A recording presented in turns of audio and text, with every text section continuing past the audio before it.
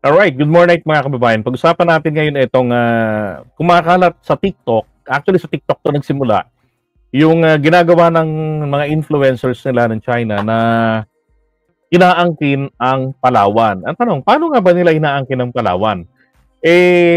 Dahil na naman po dito sa mga yung mga uh, literature nila. Naalala ninyo dati, ang pinag-uusapan, I believe that was last year, yung 9-dash line. Originally, that was 11-dash line. Yung katulad nito. Yan. Yan. Na dinispute ito ni na Justice Carpio doon sa sa usapin ng West Philippine Sea nung dinimanda ng panahon ni Pinoy ang China sa nagkaroon ng arbitral ruling. Ang basihan ng China kasi sa claim, bagamat hindi sila humarap doon, ito pong kanilang lakwachero, si Zheng He, na ngayon Xi Jinping. Ang pinagbabasihan kasi nila rito, ito daw po kanilang tao nakapag-ikot sa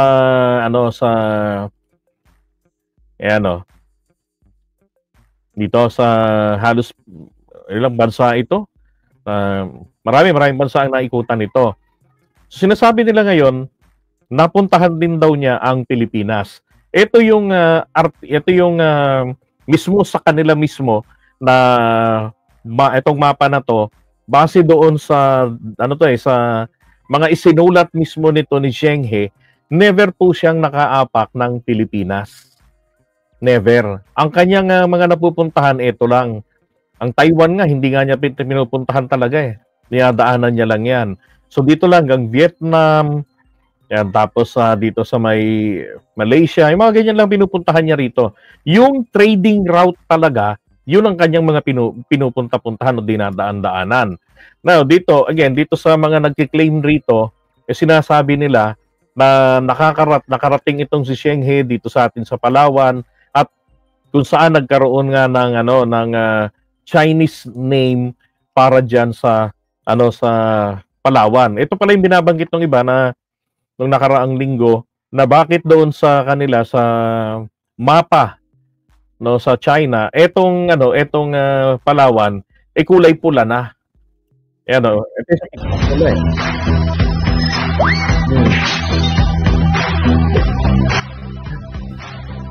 Di ba? Yun. Alam nyo, sa ngayon, nakakatawa lang itong ginagawa ng China na to, na ganitong klase ng pag-aangkin na dinadaan dyan sa TikTok. Pero, ang mangyayari dito kalaunan, katulad ng kung paano nilang inaangkin ngayon ng West Philippine Sea, na yung si Zheng He na hindi naman talagang nakaikot dito sa atin, at hindi rin naman walang patunay na nagkaroon ito ng permanent settlement ng mga Chinese, at nakapag sila ng kanilang establish ng kanilang soberanya diyan sa Palawan. Diba? So ang ginagawa nila ngayon, kwento lang.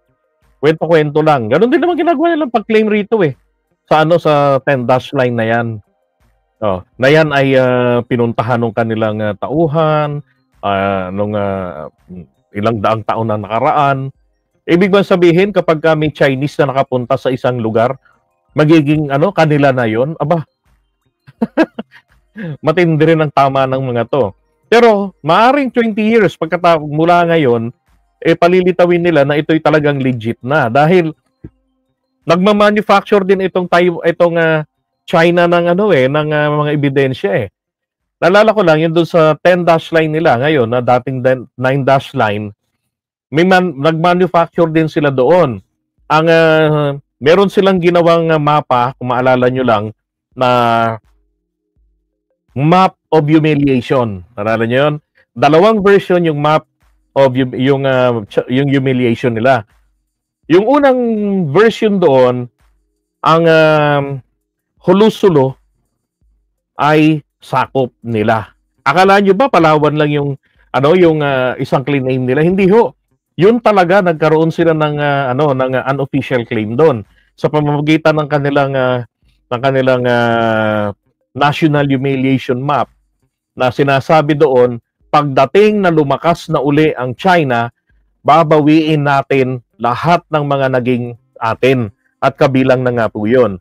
Now, yun po kasing dating kaharian doon sa Hulo ay naging kaibigan ng dating emperador ng China nung hindi pa sila komunista. At kung saan nagbiyahe sila kasama yung kanyang buong gabinete, yung kanyang asawa, dalawa, bumiyahe sila. Si Batara. Yun, si Batara. Pumuntad na karating ng China, tapos hindi na ho nakauwi. Diyan na rin namatay. At yung kanyang mga daladalang mga tauhan, pamilya niya, nagkaroon na ng settlement diyan at meron ding bantayog para sa kanya. Ngayon, dahil po doon, nang pumunta sila, may dala-dala silang mga regalo para doon sa emperador. Pinalitaw na ng China na ito ay simbolo ng ng sakop tayo ng China kasi nagbabayad tayo ng buwis. Pero doon sa record nilang maliwanag nakalagay doon, ito ay kaibigan ng emperador ng China na bumisita sa kanila na may dalang iba't ibang mga mamahaling mga regalo. Hindi buwis. Now, nagkaroon ng pangalawang version ng national humiliation map nila. Doon, hindi na nakalagay yung Hulo-Sulo. Okay, hindi na nila sinali yun. Ganun ang ginagawa nila. Kaya hindi nakapagtataka na darating ang panahon, may lalabas na naman ng mga mapa-mapa dyan. Ayan dati sakop yan. Nakaganyan yan dati Dito, yung first version nila. Umikot ng Palawan, tapos kumabig dito sa may Hulo-Sulo. Yan. Tapos, gano'n ang gawa nila dati. Tapos nung nagkaroon ng pangalawang version ng National Humiliation Map, hawig naman na dito sa 9-dash line nila. Kaso nung yung mga nakakuha ng diary ng tao nung sinulat ni Zheng He saan siya nagpupunta, nakita nila natin na ang binabaybay niya lang is yung mga established trading route ang kanyang ginagamit na ruta. At hindi siya nag-establish ng settlement doon. Punta-punta lang ang ginagawa niya. Ganun lang ang ginagawa nito. Ngayon, ito ang kinagulat ko. Actually, ito pangalawang pagkakataon nito, but this was the latest na merong barko ng China na pumasok dito mismo sa Batarasa. Yan. Dito po sa isla na to, meron tayo ditong EDCA site. Yan. Yung last year, pumasok dyan, ang sabi nila galing lang sila ng Kota Kinabalu sa Malaysia. Tapos naligaw lang daw. Kaya nakapasok dito. Ngayon, wala pang paliwanag kung paano naman nakapasok noong February nang mamataan itong isa na namang barko nila nung Aegis. Pumasok na naman dyan. Research vessel ito ng China. Yan, yung nakaraan, ganun din yata, research vessel din. Abay matindi, lagi na lang naliligaw. So, baka darating ang panahon, i-claim na rin nila yan na meron kaming naval station diyan sa Palawan. Di ba? Yan kinakalat nila yan sa kanilang Sabi nga rito ni Juan Luna blog, China now claims Palawan as Shenghe Island. Chinese social media accounts are now falsely claiming that Palawan, one of the Philippines' largest islands, is actually Shenghe Island and belongs to China. This brazen attempt at historical revisionism is part of Beijing's expansionist agenda. And following its aggressive moves in the West Philippine Sea, yan pa. Kasi nga naman isipin mo, andito yung andito yung West Philippine Sea, diyan Di ba? So, kuhang-kuha na talaga nila, solong-solo na nila yung mga yung West Philippine Sea natin, may mga minerals nga daw. Di ba? May mga yaman na makukuha doon. Ngayon, very timely din na panahon ng election season dito sa Pilipinas. Itong ginawang ito ng China. Kaya isang magandang paalala mga kababayan, kung paano nagkaroon ng lakas ng loob itong mga to, 'di ba? Tapos dito alam naman natin na mayroong isang grupo na mga ang PDP laban na pro-China. Oh. Hindi ho ito dapat, 'di ba? Kahit na magagaling pa yung mga nasa lineup, kahit magagaling pa yung mga 'yan, kung nandoon naman sila sa panig na hindi makikipaglaban para sa interes ng ating bayan, hindi ho natin sila dapat tangkilikin. Again, hindi naman mauubusan ang Pilipinas ng mga magagaling na mga leader. Kinakailangan lang natin silang ma-discover. Kailangan lang nilang magparamdam. 'Di ba? Sa ngayon, zero ho talaga dapat ng mga totoong Pilipinong may pagmamahal sa kanyang bayan. Kung ngayon pa lamang, hindi nga sila nagre-react dito eh.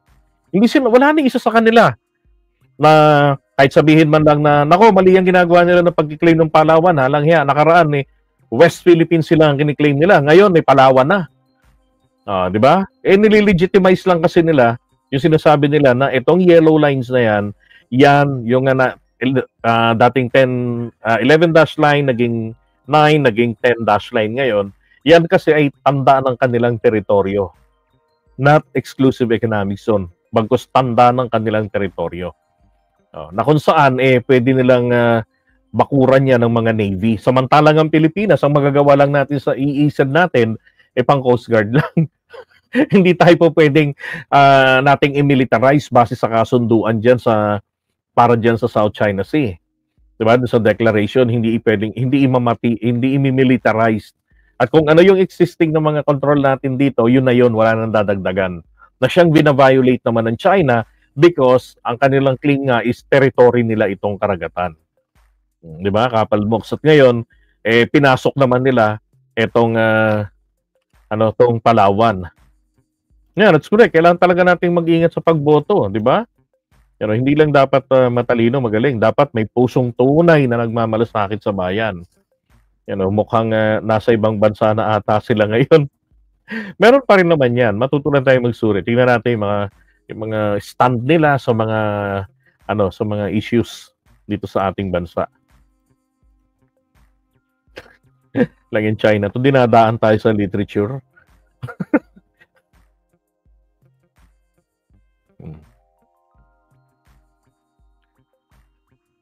Sabihan nito. May statement na rin itong National Historical Commission of the Philippines. Mali daw. Mali. False. Yung claim na yan ng China. Okay, so ito naman ang pag-usapan natin.